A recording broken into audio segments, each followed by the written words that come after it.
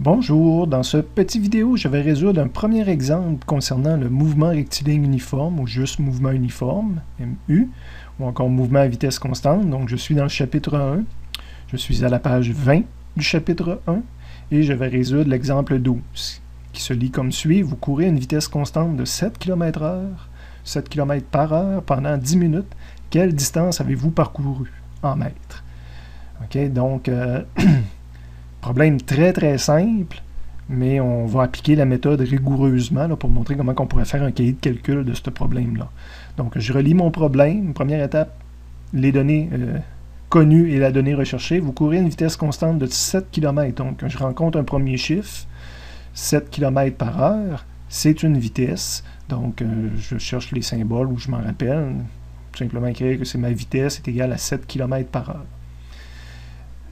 Pendant 10 minutes, donc, j'ai une deuxième donnée, 10 minutes. C'est un intervalle de temps sur lequel je cours, donc un delta t.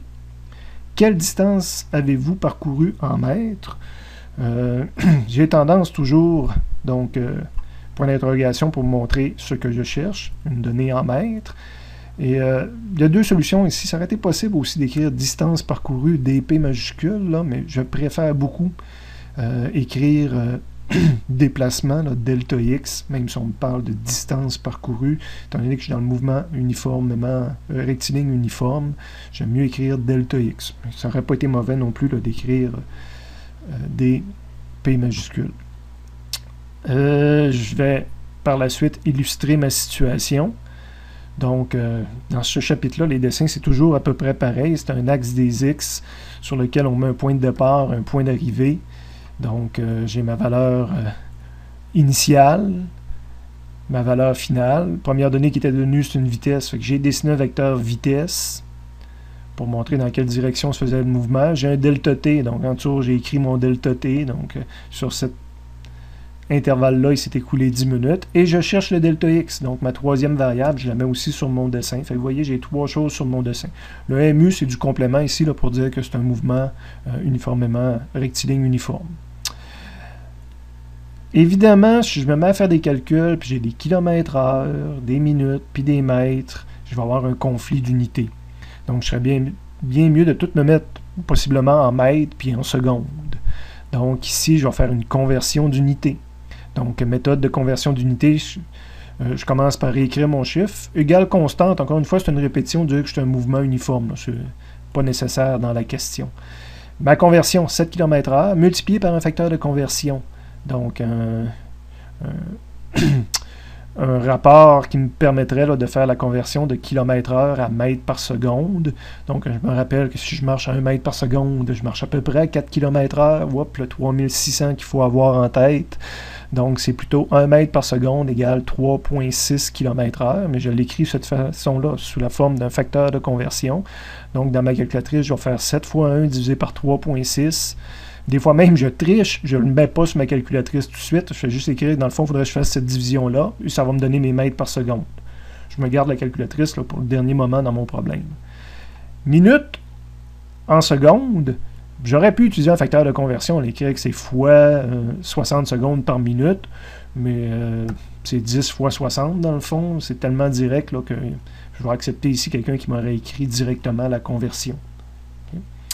Donc, il faut que je trouve une solution qui me donnerait, avec ces variables-là, qui me permettrait de calculer le delta x. C'est sûr que ça m'aide présentement, parce que je sais dans quelle section je suis. Donc, je vais fouiller dans le résumé pour trouver les formules. Là, j'étais à la première page du résumé du chapitre 1. Je vois rien qui s'appelle mouvement rectiligne uniforme. Ma grosse partie, elle ressort bien ici, là, mouvement rectiligne uniforme. Je ne l'ai pas encadré, vous pouvez le souligner, l'équation de base, l'équation la plus importante, c'est celle-ci. Okay. Donc, position finale, c'est égal à où j'étais au départ, plus ma vitesse fois le delta temps, mais c'est ma vitesse selon l'axe des x. Donc, ça, c'est ma formule la plus importante. Okay. Évidemment, je peux la réécrire, là, je vous le rappelle, si j'envoie le x de ce côté-là le x initial de ce côté-là de l'égalité, ben, il devient moins. X final moins x initial, ben, ça fait delta x. C'est l'équation qu'on voit en dessous. Fait que quand j'ai une équation qui est disponible sur mon résumé, j'ai toujours le droit de partir avec cette équation-là. Fait que j'aurais pu partir avec celle-ci et l'écrire sur ma solution ou partir avec celle-ci, ce que j'ai probablement fait dans ce cas-ci. Donc, j'ai marqué l'équation que je prenais. La partie ici en avant n'est pas obligatoire dans votre cahier de calcul. Okay? Moi, c'est pour aider les étudiants qui relisent mes solutions. Donc, ça fait référence justement au résumé. Là, je suis allé chercher le déplacement de MU selon X. Fait que ce que j'ai écrit dans ma solution, c'est le titre qu'il y avait ici. Ce n'est pas obligatoire de faire ça pour vous autres. J'aurais pu tout simplement écrire la formule de physique que j'ai prise ici. Évidemment, il va falloir que je la retravaille. Mon V dans le même sens que l'axe des X, donc je vais avoir un V positif. Je pourrais me débarrasser du selon X que j'aime pas traîner. Delta X va être égal à V fois delta T. Et là, c'est toutes des valeurs connues. Donc delta X est égal à V qui vaut 7. 7 sur 3 sixièmes, 3,6 que j'avais écrit là, multiplié par delta T qui est mon 600 secondes. Et comme je disais, ben là, à ce moment-ci, je m'en vais dans ma calculatrice, puis je rentre 7 divisé par 3,6 fois 600, puis j'ai ma réponse finale. À bientôt! Je poursuis en résolvant l'exemple 13 qui se lit comme suit. Combien de temps en secondes met une automobile roulant à 85 km/h pour parcourir 800 mètres? Donc, on semble nous dire qu'elle roule à 85 km. Déjà, je fais des liens. Je dis, bon, c'est un mouvement uniforme à vitesse constante. Déjà, je pourrais commencer à m'imaginer à expliquer la situation. Mouvement uniforme à vitesse constante. De toute façon, tout le chapitre 1, tout le chapitre 2, on fait de la cinématique. Le dessin de base de cinématique, c'est de dessiner un axe pour faire avancer un objet dessus ou reculer. Si on ne me donne pas de limitation, je vais dire qu'il avance. C'est toujours plus facile. Combien de temps en secondes? Donc, la première donnée que je rencontre, c'est la donnée inconnue. Un intervalle de temps, un delta T. Mais une automobile roulant à 85 km. Donc, autre chiffre que je rencontre, c'est mon 85 km/h ou 85 000 mètres par heure.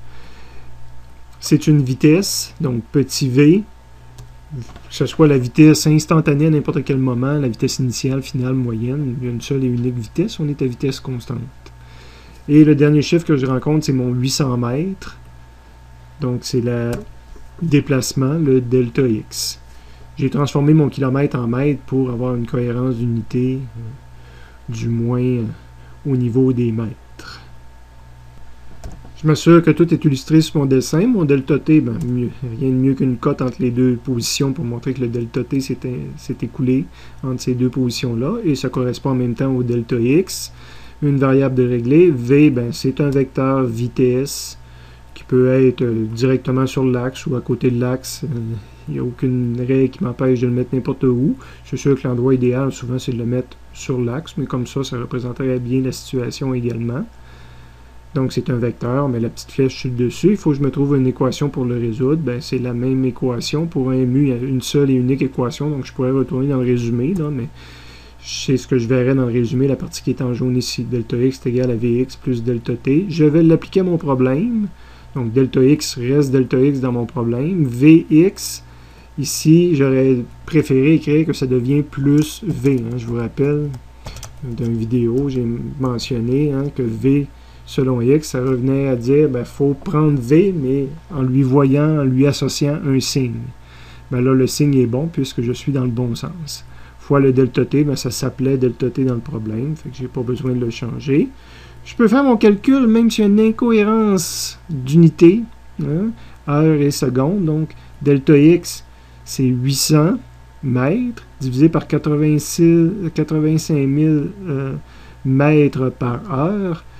Donc, je divise des mètres par des mètres par heure. Il va me rester des heures. On me demandait le temps en secondes. Je fais une conversion après, tout simplement.